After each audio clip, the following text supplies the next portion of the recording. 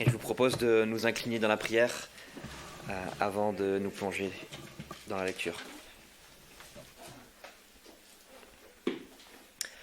Notre Dieu, notre Père, au moment de plonger nos regards dans ce merveilleux trésor qu'est ta parole, nous te prions de non seulement ouvrir les yeux de notre tête pour que nous puissions être concentrés et attentifs lors de la lecture, mais aussi et surtout de bien vouloir ouvrir les yeux de notre cœur pour que nous puissions contempler les merveilleuses vérités que tu veux nous transmettre ce matin par la prédication de ta parole.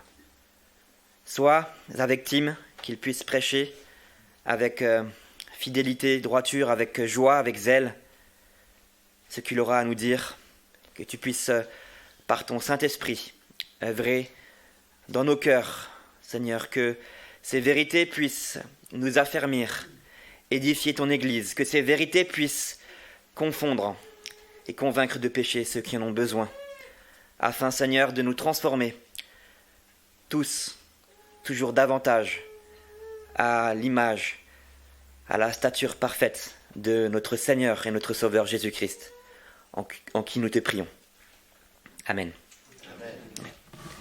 Donc notre première lecture se trouve dans la deuxième épître de Paul aux Corinthiens, 2 Corinthiens au chapitre 5. Nous allons lire les versets 14 à 21. 2 Corinthiens 5, versets 14 à 21, c'est la page 881, pour ceux qui auraient pris une Bible rouge de l'Église. 2 Corinthiens 5, les versets 14 à 21. Car l'amour de Christ nous presse, parce que nous estimons que si un seul est mort pour tous, tous donc sont morts, et qu'il est mort pour tous, afin que ceux qui vivent ne vivent plus pour eux-mêmes, mais pour celui qui est mort et ressuscité pour eux. Ainsi, dès maintenant, nous ne connaissons personne selon la chair, et si nous avons connu Christ selon la chair, maintenant, nous ne le connaissons plus de cette manière. Si quelqu'un est en Christ, il est une nouvelle création. Les choses anciennes sont passées, voici, toutes choses sont devenues nouvelles. Et tout cela vient de Dieu, qui nous a réconciliés avec lui par Christ, et qui nous a donné le ministère de la réconciliation. Car Dieu était en Christ, réconciliant le monde avec lui-même, en n'imputant point aux hommes leurs offenses, et il a mis en nous la parole de la réconciliation. Nous faisons donc les fonctions d'ambassadeurs pour Christ, comme si Dieu exhortait par nous. Nous vous en supplions au nom de Christ, soyez réconciliés avec Dieu. Celui qui n'a point connu le péché, il l'a fait devenir péché pour nous, afin que nous devenions justice en lui. Notre deuxième lecture se trouve dans l'Ancien Testament, dans les psaumes. Le psaume 37. Nous allons lire les versets 37 à 40, page 426, dans la Bible rouge de l'Église. Psaume 37, les versets 37 à 40.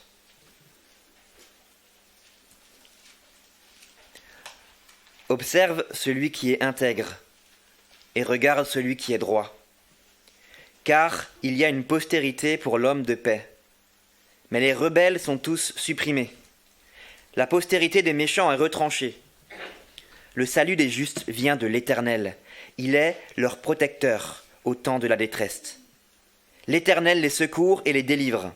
Il les délivre des méchants et les sauve, parce qu'ils cherchent en lui leur refuge. Et enfin, notre dernière lecture, dans l'Évangile selon Matthieu. Évangile selon Matthieu, Matthieu au chapitre 5. Dans les Béatitudes, nous allons lire le verset 9. Matthieu 5, verset 9, page 735, dans la Bible rouge. Le début du discours de Jésus, le sermon sur la montagne. Verset 9, je lis. Heureux ceux qui procurent la paix, car ils seront appelés fils de Dieu. Voilà, jusqu'ici, nos lectures dans la parole infaillible de Dieu, et je laisse la place à Tim pour la prédication.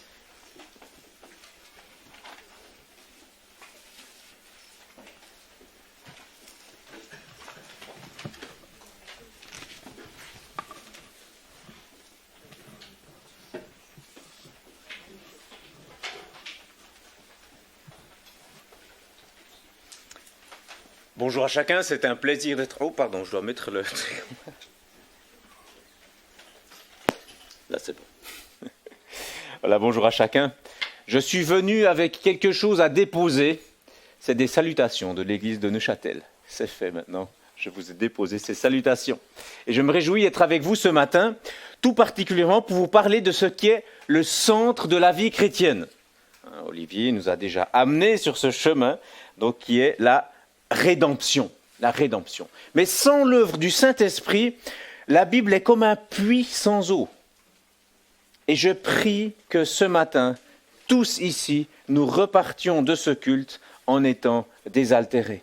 Donc, que l'Esprit ait agi dans nos cœurs. La dernière fois que je suis venu, c'était en mars. Donc là, il faut faire revenir en arrière, revenir toutes les prédications jusqu'en mars. Et en mars, eh bien, nous avons commencé ensemble une série que j'intitule « Les artisans de paix ». C'était une prédication d'introduction qui s'intitulait « L'artisan de paix rempli de sagesse d'en haut ». Et nous avions vu, en fait, les caractéristiques de l'artisan de paix que j'avais résumées en une phrase. Alors, je vais vous lire cette phrase, comme ça on va revenir dans le sujet.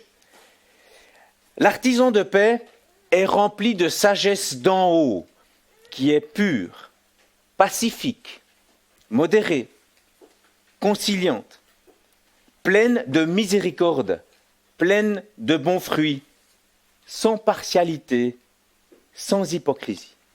L'artisan de paix montre par sa bonne conduite ses œuvres empreintes de sagesse et de douceur.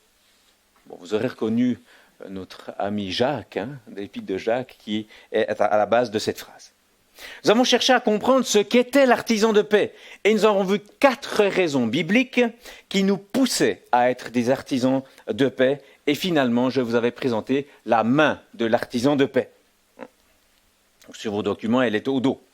Et donc cette main, c'est un outil pour nous rappeler différents éléments de comment vivre en paix les uns avec les autres. Et la première chose que nous avons dans une main, c'est un poignet. Donc une main sans poignet est une main qui est inutilisable. Comprenez bien, si le poignet ici manque, la main, elle n'a plus d'attache, elle n'a plus rien. Et cette main, ce poignet, en fait, c'est justement la rédemption. C'est l'élément fondamental de l'utilisation de toute la main. Ensuite, on a les quelques éléments, je les rappelle. Le premier et le dernier doigt, en fait, sont des habitudes. Le premier, c'est de rendre gloire à Dieu. Rendre gloire à Dieu en toutes circonstances. Que l'on soit dans une situation non conflictuelle ou que l'on soit dans une situation relationnelle plus difficile. Comment rendre gloire à Dieu là, à l'instant présent. Et la dernière, c'est de rechercher la réconciliation en tout temps, à tout instant. De se dire, est-ce que je suis réconcilié premièrement avec Dieu, évidemment, et puis avec ceux qui sont autour de moi. Et ensuite, on a 3 autres doigts, vous les avez vus évidemment, et qui sont plutôt utilisés lors de moments de conflit, on dira. Donc ces 3 doigts vont ensemble, et le premier, et celui-là il doit être fait en premier, c'est d'abord de retirer la poutre. Ça c'est le premier élément, retirer la poutre quand on est dans une situation conflictuelle. Deuxièmement, redresser avec douceur, et troisièmement, reconstruire par le pardon. Vous aurez remarqué que tout commence par R. C'est juste un peu pédagogique pour mieux se rappeler tout cela. Donc la rédemption, alors chaque fois il y a un passage biblique qui nous aide à nous en souvenir. La rédemption, c'est 2 Corinthiens 5, 17 à 20. Rendre gloire à Dieu, c'est 1 Corinthiens 10, 31. Troisièmement, le retirer la poutre, c'est Matthieu 7, 5. Redresser avec douceur, c'est Galates 6, 1. Et reconstruire par le pardon, Éphésiens 4, 32. Et rechercher la réconciliation, Romains 12, 21. Donc ces passages, je vous encourage à les avoir dans vos cœurs. Parce que si je vous dis l'adresse, vous avez le passage qui vient et nous cherchons à le vivre. Ça sera notre motivation à le vivre. Et chacune de ces parties sont développées par une prédication. Et donc nous parlerons aujourd'hui du poignet, de la rédemption. Et nous allons relire ce texte de 2 Corinthiens 5 et nous lirons simplement les versets 17 à 20 maintenant pour qu'on l'ait bien en tête. 2 Corinthiens 5, verset 17. Si quelqu'un est en Christ, il est une nouvelle créature. Les choses anciennes sont passées. Voici, toutes choses sont devenues nouvelles. Et tout cela vient de Dieu, qui nous a réconciliés avec lui par Christ et qui nous a donné le service de la réconciliation. Car Dieu était en Christ, en réconciliant le monde avec lui-même, sans tenir compte aux hommes de leurs fautes, et il a mis en nous la parole de la réconciliation. Nous sommes donc des ambassadeurs pour Christ, comme si Dieu exhortait par nous. Nous vous en supplions, au nom de Christ, soyez réconciliés avec Dieu. Comme je l'ai dit, la rédemption, c'est le poignet qui fait vivre la main, qui lui donne la force pour toutes les actions, qui déplace la main. C'est le poignet qui déplace la main, qui la relie au corps, qui la dirige. Okay ? La rédemption, c'est essentiel, fondamental, dans toute relation selon Dieu. Sans cela, aucune relation ne peut être vécue selon Dieu. C'est comme le poignet, enfin la main, sans poignet, sans corps. Si je coupe la main et que je la mets là au milieu, elle est inutile. L'artisan de paix est donc capable de répondre à 3 questions. Et c'est ce qu'on va chercher à faire aujourd'hui. La première, c'est qu'est-ce que la rédemption ? C'est un mot qu'on utilise peut-être beaucoup dans les églises, et puis, c'est quoi ? C'est la rédemption. Non, l'artisan de paix peut répondre à cela, et nous allons le faire ensemble. Ça sera notre premier point. Deuxième point, quels changements sont produits par la rédemption ? Qu'est-ce que ça change ?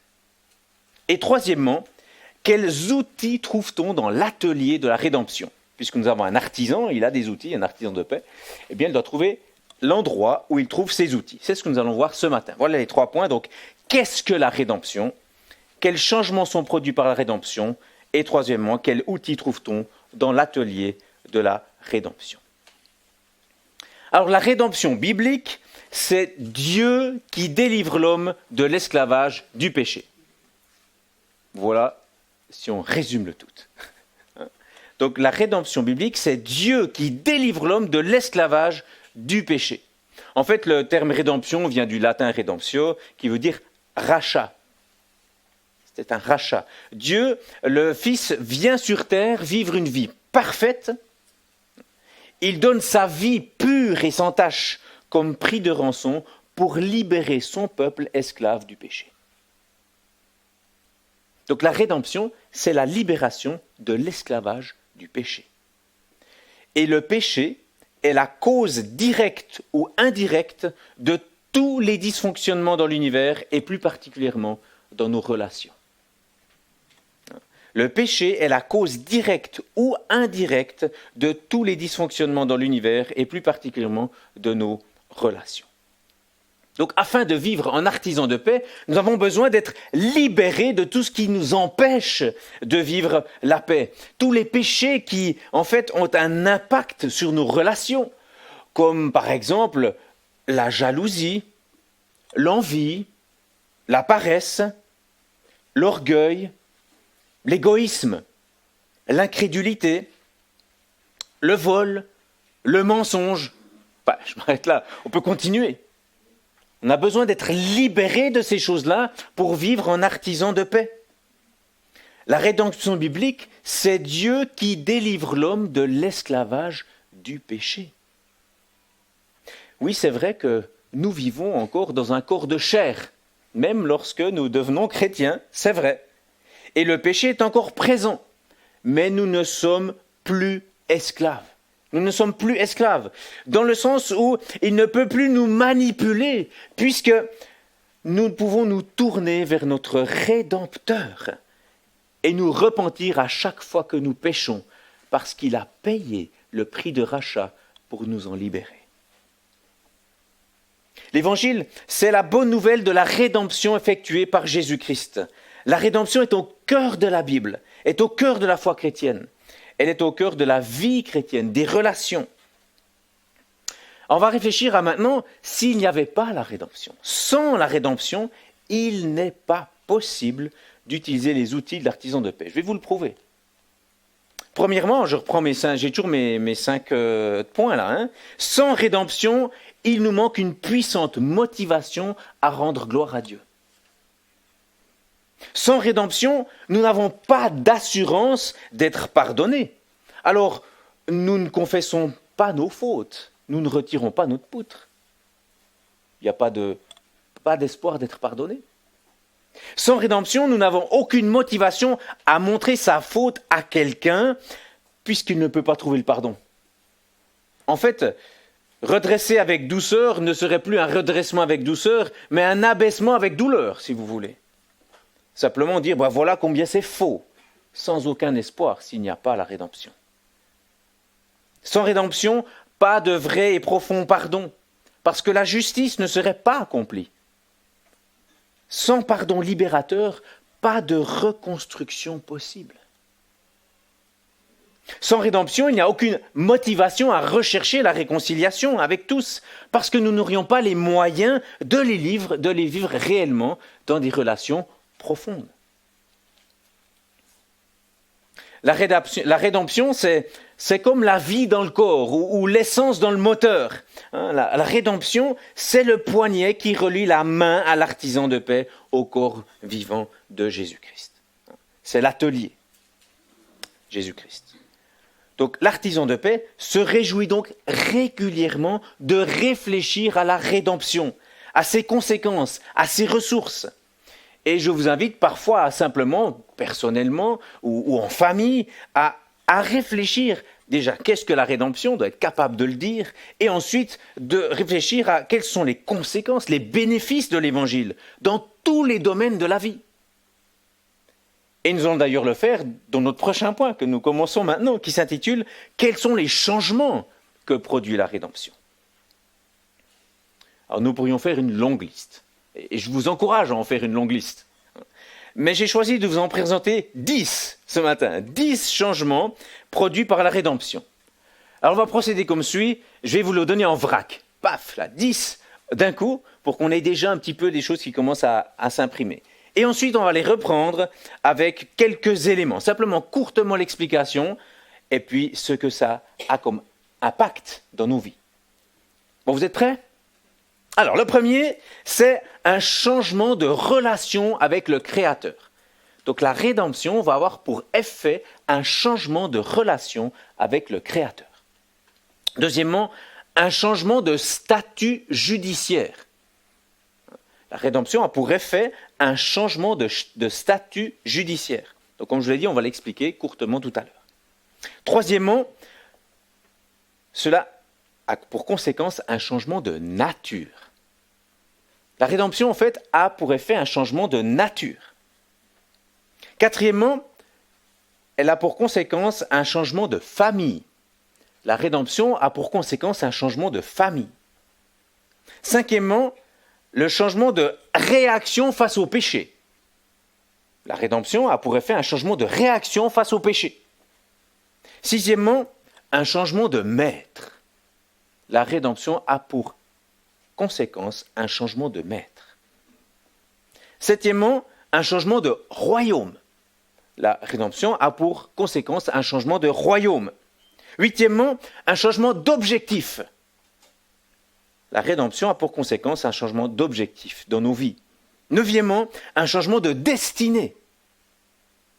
De où nous allons, si vous voulez.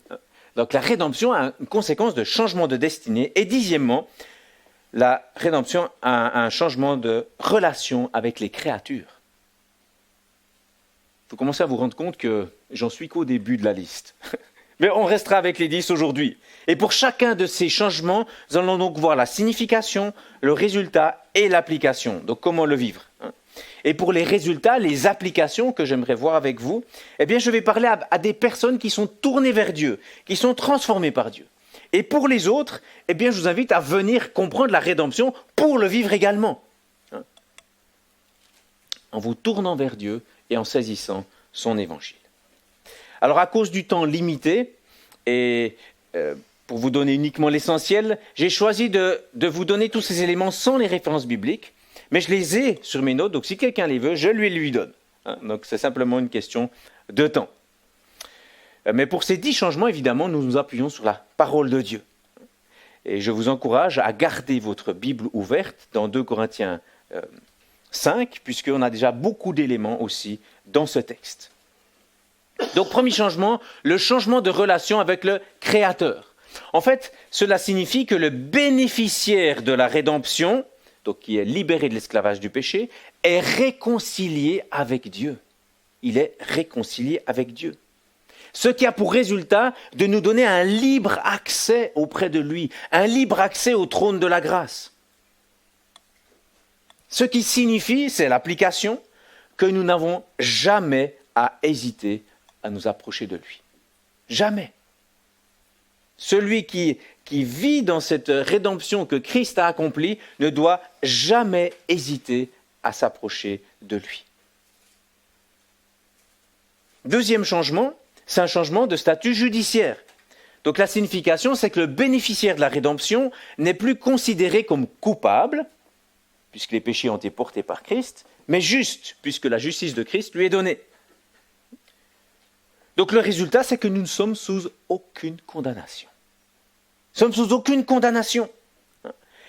L'application, c'est que Jésus donc a payé pour les péchés. Nous n'avons plus à payer. Vous avez compris ça? Nous n'avons plus à payer pour nos péchés. Et l'étape suivante. Et nous n'avons plus à faire payer non plus. Puisque Jésus a payé pour les péchés. La correction fait partie de notre cheminement, c'est vrai, mais pas le paiement du péché. Et c'est une grande différence que nous verrons encore par la suite. Troisièmement, un changement de nature. Le bénéficiaire de la rédemption est une nouvelle création. On l'a lu dans 2 Corinthiens 5, 17. Une nouvelle création, une nouvelle créature. Nous vivons un changement d'aspiration. En fait, nous ne pouvons plus être tranquilles dans le péché. Celui qui est touché par la grâce, qui a reçu cette œuvre de rédemption, ne peut plus être tranquille dans le péché. Ce n'est pas possible. Il n'est plus esclave de ce péché. Donc là, comme application, on peut même dire, on peut même remercier pour la conscience renouvelée donnée par Dieu. Si on se dit, pourquoi cette conscience me reprend toujours? Pourquoi pas plutôt dire, merci que cette conscience me reprend pour que je puisse me repentir et être libéré. Ensuite, c'est un changement de famille. Le bénéficiaire de la rédemption est adopté par un Père parfait. Un Père parfait. Et il reçoit des frères et sœurs et il devient héritier d'un héritage colossal. En fait, nous avons tous le privilège d'enfants de Dieu qui, en fait, par exemple, prend un soin constant de ses enfants.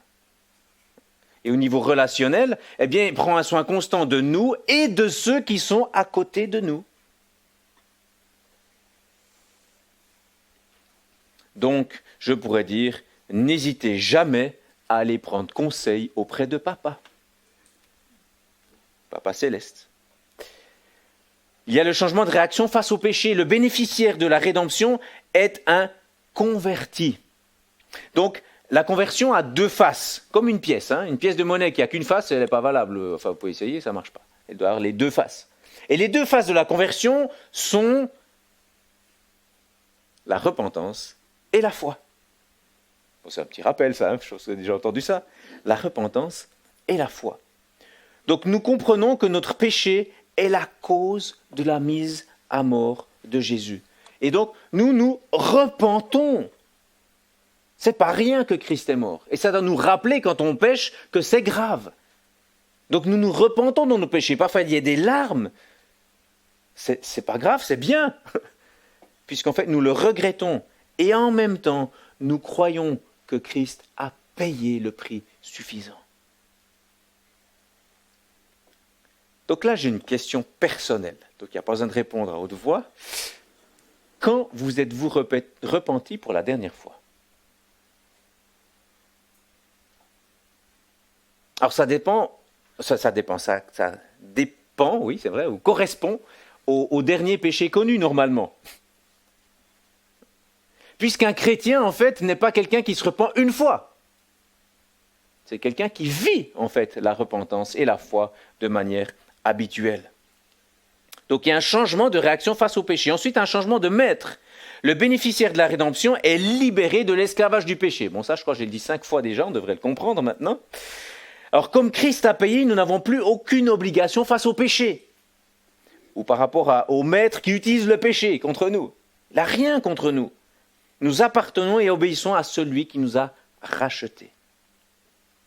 Remplissons-nous donc des ordres de notre nouveau maître, qui ne demande que des bonnes choses. Dieu ne nous demande que des bonnes choses. Vous saviez ça?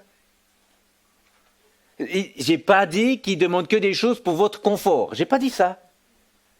J'ai dit qu'il ne nous demande que des bonnes choses. Et je donne juste un exemple pour nous aider à comprendre ça. Si tout le monde vivait les 10 commandements parfaitement, ça serait quand même sympa. Hein? Dieu ne demande que des bonnes choses. On a parlé d'un changement de royaume. Le bénéficiaire de la rédemption change de royaume. Il reçoit, on pourrait dire, une nouvelle nationalité exclusive, celle du royaume de Dieu. Nous sommes donc des ambassadeurs. Et nous nous réjouissons d'être un jour appelés par la patrie de qui on est ambassadeur pour rentrer. Nous nous réjouissons de cela. Et en fait, tant qu'il ne nous reprend pas, eh bien nous sommes ici des ambassadeurs. Et l'Église, pourrait-on dire, est l'ambassade de ce royaume. Alors là, on peut réfléchir, on peut se dire, mais attends, est-ce que la semaine passée, comment est-ce que je vais représenter Christ là où j'étais? Alors si vous avez des regrets, on peut se repentir, déposer ça à Christ et penser à la semaine qui vient. Et comment est-ce que je peux être un ambassadeur de Christ là où il me place? Vous pouvez aussi ne pas avoir de regrets et dire merci, qu'il vous a permis de vivre en ambassadeur là où vous a placé, évidemment.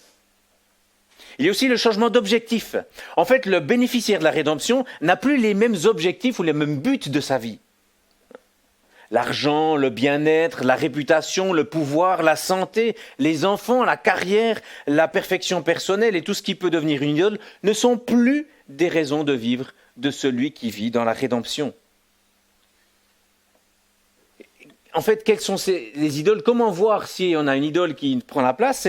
Si on l'enlève, est-ce qu'on a encore du sens à la vie? C'est une des manières de s'en rendre compte.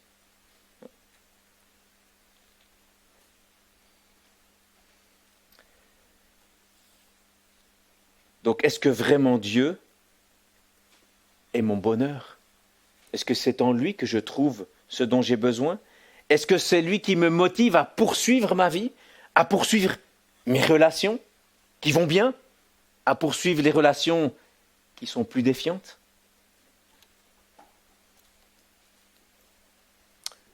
Nous avons parlé d'un changement de destinée.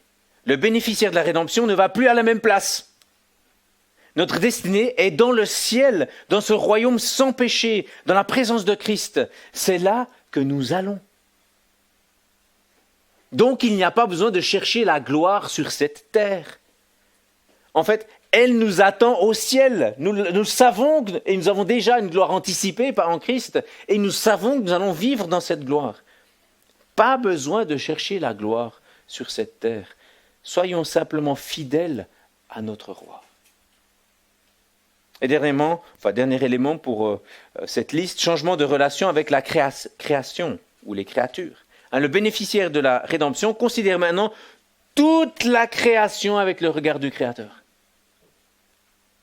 Nous traitons donc la création selon le respect et l'amour que nous avons pour le Créateur. En fait, notre manière de traiter la création et les créatures, qui font partie de la création, démontre notre amour pour le Créateur. Donc n'hésitons pas à chercher le bien de tous les humains et à prendre soin de toute la création en bon intendant. Un intendant, c'est quelqu'un qui prend soin de quelque chose, de quelqu'un d'autre, pour que lorsqu'il revient, il puisse le trouver dans une bonne situation. Donc la liste de ces changements de la rédemption n'est pas exhaustive. hein. Vous pouvez la continuer, je vous encourage à la continuer aussi ensemble. Il y aura un repas fraternel, je crois. Pourquoi pas, c'est un bon moment. Il y a plein de personnes ici qui aiment le Seigneur. Voilà, on en partage et on continue. Donc je voulais simplement vous montrer que la rédemption, l'évangile de Jésus-Christ, transforme réellement. Ça a un impact global dans nos vies. Hein, et que tous ces changements vont avoir un impact dans nos relations. Donc là, on pose des bases et on construit dessus. Hein. Voilà pourquoi l'artisan de paix se rappelle régulièrement les résultats, les changements de la rédemption. C'est le poignet de la main avec laquelle il va utiliser des outils qui sont produits par la rédemption pour vivre les principes de l'artisan de paix. Il est temps maintenant donc de passer à l'atelier. Notre dernière question que l'artisan de paix se pose et répond. Quel outil trouve-t-on dans l'atelier de la rédemption ? Alors, l'artisan a besoin de ressources pour exercer son art, évidemment. Où va-t-il chercher ses ressources ? Où trouver ses outils ? Alors on va d'abord réfléchir quelques instants où l'artisan de paix ne trouvera pas de l'aide.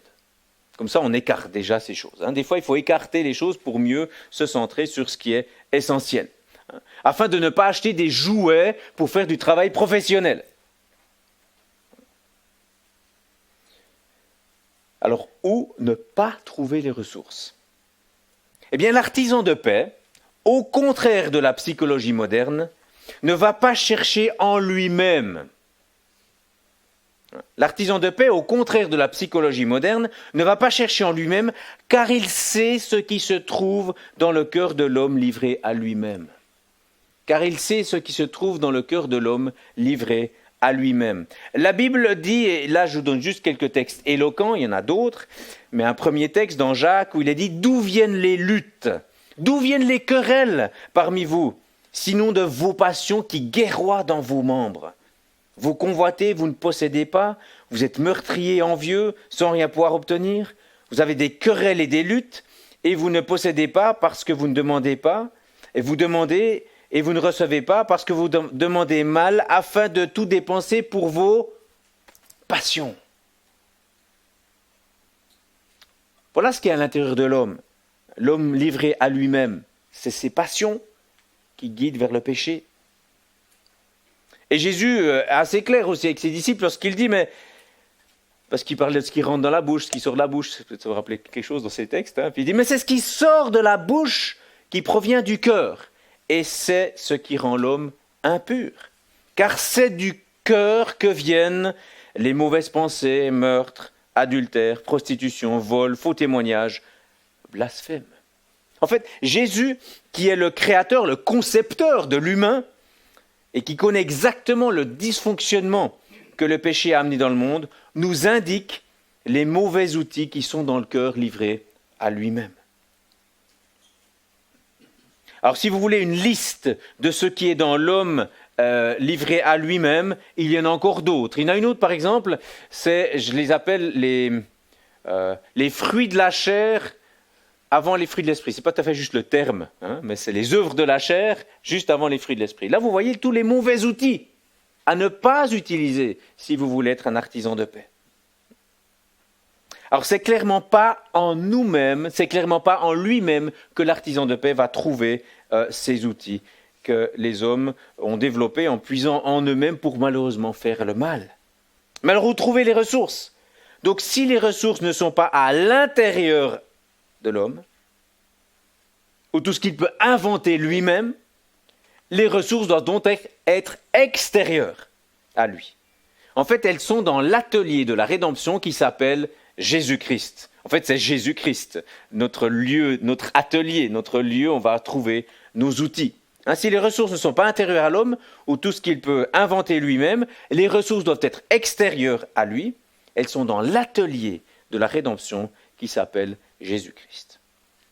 Et le texte de Colossiens 2,10 qui parle de Jésus-Christ est absolument fabuleux. Vous le connaissez par cœur ? Quelqu'un le connaît ? Bon, il faudra l'apprendre. Il n'est pas long. Vous pouvez prendre même ce que cette partie. Et vous avez tout pleinement en lui. Tout pleinement en Christ. Tout. Ça, c'est un texte, mais qu'il faut avoir par cœur. Parce que je veux dire, quand vous êtes dans une situation de dire, qu'est-ce qui me manque maintenant?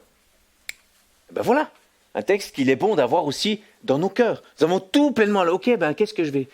Je vais aller vers lui. Tout pleinement en Christ. Pierre le souligne aussi, Pierre le souligne en disant, sa divine puissance nous a donné tout ce qui contribue à la vie, à la piété, en nous faisant connaître celui qui nous a appelés par sa propre gloire et sa vertu. Rien ne manque. En fait, Dieu nous donne tous les outils dont nous avons besoin en Christ. Toutes les ressources dont nous avons besoin sont en lui. Donc, entrer dans l'atelier qu'il nous met à disposition, nous pouvons prendre les outils suivants. Je vais vous donner quelques outils. Alors, de nouveau, je ne peux pas vous parler de tous les outils. Vous pourrez parler des outils aussi ensemble à la maison, des rouges, des bleus et des verts. Enfin, on verra, c'est pas des couleurs, mais c'est vraiment ces notions qu'on peut continuer ensemble. Mais c'est des outils qu'il faut absolument utiliser dans les relations. Alors, j'en donne un déjà, par exemple. Vous cherchez l'outil de la libération. Être libéré de quelque chose de difficile. Jésus-Christ est le libérateur. Jésus-Christ est le libérateur. C'est vers lui qu'il faut se tourner. Vous cherchez l'outil de la justice. Il est le juste juge. Il donne les moyens, les directives, en fait, selon sa justice, et même il va faire justice. Vous cherchez l'outil de l'amour, mais il est l'amour incarné. Il nous a aimés le premier afin que nous puissions aimer. Vous cherchez l'outil de la compassion. La compassion. Vous savez quoi? La parole de Dieu nous dit que sa compassion se renouvelle chaque matin. Vous cherchez l'outil de l'acceptation. Parfois, dans des relations, même des fois personnellement, de la peine à s'accepter ou accepter l'autre. L'outil de l'acceptation, mais aller vers Christ. Vous savez comment il vit l'acceptation? Il ne mettra jamais dehors celui qui vient à lui. Ou recherchez l'outil de la plénitude d'une vie qui vous comble. Il la donne. C'est la vie éternelle. Vous cherchez l'outil de la paix. Il vous donne sa paix. Et il a même dit qu'il donne une paix qui n'est pas la même que celle du monde. C'est la paix que nous pouvons prendre et donner. Vous cherchez l'outil du contentement. Il est la source du vrai contentement. Il est la source du vrai contentement. Et on pourrait continuer avec la vérité, la patience, la bonté, la joie, la sagesse, le discernement, la bienveillance, l'amabilité, le courage, etc. Tous des outils que l'on va trouver auprès de Christ. D'une manière directe en le voyant vivre cela, et d'une manière directe, en fait, en lui priant de nous donner cette grâce de le vivre aussi par sa grâce et par son esprit. Et tous ces outils seront utiles pour l'artisan de paix lorsqu'il voudra vivre pour la gloire de Dieu, pour retirer sa poutre, pour reprendre avec douceur, pour reconstruire par le pardon et pour chercher la réconciliation. Et les bons artisans ont toujours de bons outils, vous êtes d'accord? Un bon artisan a des bons outils qui sont adéquats pour ce qu'ils font. Un maçon va utiliser sa truelle, il ne va pas utiliser une petite cuillère en plastique. Ou bien un électricien ne va pas utiliser la perceuse de son enfant qu'il a pris chez, je ne sais pas, enfin je ne vais pas donner de marque, comme ça je ne fais pas de pub. Mais non, on prend des outils qui sont adéquats, adaptés. Un informaticien va utiliser un ordinateur pour travailler, pas utiliser une boîte à biscuits. De même, l'artisan de paix, dans l'atelier de Jésus-Christ, va se nourrir d'outils qui correspondent à ce qu'il a besoin. Alors cette semaine, lorsque vous aurez besoin de patience, ça vous arrive? Moi ça m'arrive, disons. Alors pourquoi ne pas aller dans l'atelier de Jésus-Christ pour lui demander, de le voir et demander cette patience, au lieu d'utiliser votre petite cuillère en plastique de patience personnelle pour maçonner? Ou lorsque vous devrez pardonner, laissons de côté cet essai personnel de pardon qui est comme notre boîte à biscuits, si vous voulez, au lieu d'aller prendre l'ordinateur puissant du pardon de Christ. l'artisan de paix est pleinement, totalement, complètement dépendant de la rédemption pour vivre son métier d'artisan de paix. J'espère que vous commencez à le comprendre. C'était le but du jour, en fait. C'est de comprendre cela. Et je vous donne un peu faim parce qu'on aimerait avoir la suite maintenant. Comment on le vit dans tous ces éléments? Ça sera pour les prochaines fois. On arrive à la conclusion cette fois-ci. Rappelons-nous que la rédemption, c'est le poignet de la main de l'artisan de paix.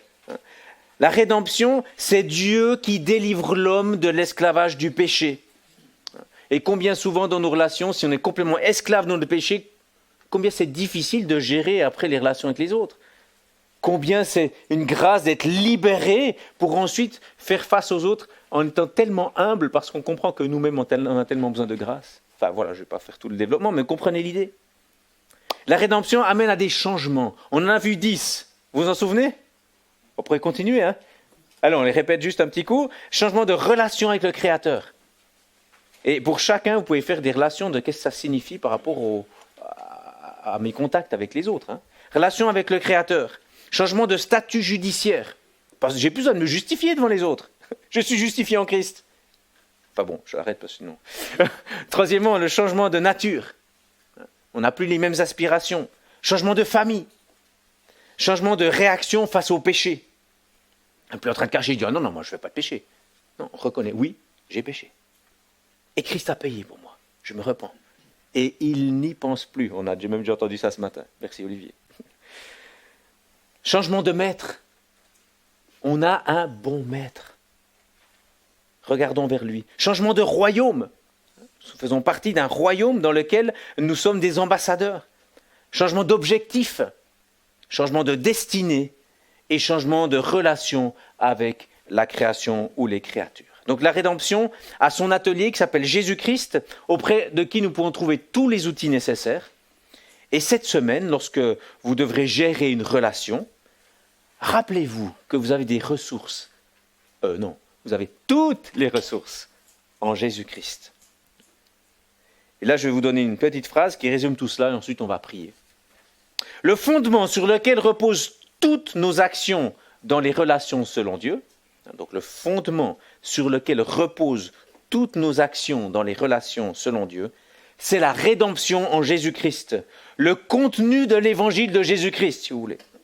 C'est le poignet relié au corps vivant qui donne sa force et sa dextérité à la main de l'artisan de paix.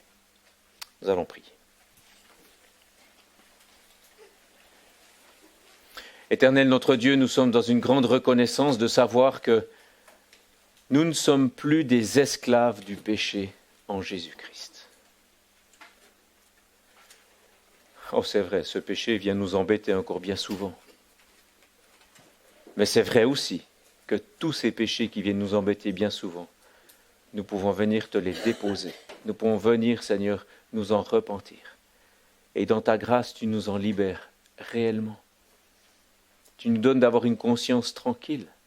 Tu nous donnes d'avoir la grâce de pouvoir entrer dans des relations avec une conscience tranquille. Tu nous donnes la grâce que lorsque nous nous repentons d'un péché que nous avons fait face à quelqu'un d'autre, nous nous repentons aussi face à cette personne, parce que nous savons que tu nous pardonnes. J'aimerais, Seigneur, vraiment te prier que nous aimions réfléchir à ton œuvre. Nous sommes tellement prompts, Seigneur, à vouloir des recettes, à vouloir tout de suite aller faire quelque chose. Aide-nous à être prompts comme Marie, de choisir la bonne part, de repasser dans nos cœurs tes enseignements, de nous en remplir de telle manière à ce qu'ils débordent lorsqu'ensuite nous nous mettons en action, de manière à ce que cette œuvre de rédemption manifeste réellement ces changements dans nos vies. Aide-nous, Seigneur, dans ce monde où beaucoup de choses vont vite, où on veut tout savoir en 15 secondes.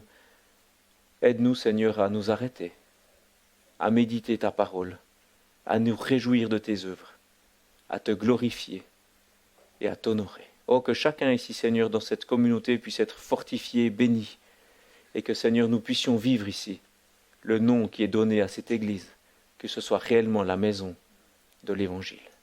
Dans le beau nom de Jésus-Christ. Amen.